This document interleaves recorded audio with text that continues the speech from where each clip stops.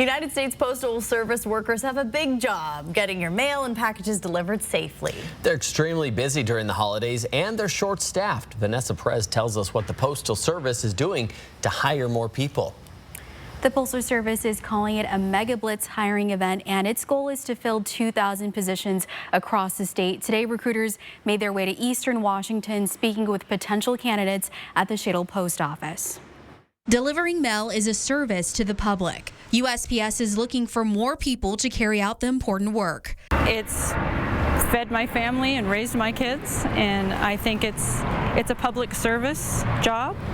So carriers are our lifeline out in the field with customers. It's oftentimes they're the ones who find customers that might be in trouble or something.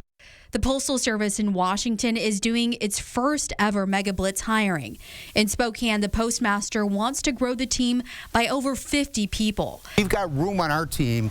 As you probably know, the Spokane Post Office does a fantastic job. We've got some great employees, but we do have room for some more members on our team to come in and have a career with us. Ever since COVID, we've had staffing shortages just like many other organizations and entities. So yes, we have opportunity for career positions. Positions range from inside the post office, mail carriers, and more. To apply, you have to be 18 or 16 with a diploma. You also need a clean driving record if applying to driving positions, and be a U.S. citizen for 5 years. We need enthusiastic people who want to come and work for us that want a career.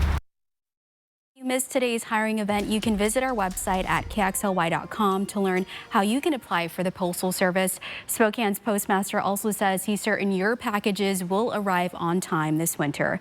Live in studio, Vanessa Perez, 4 News Now.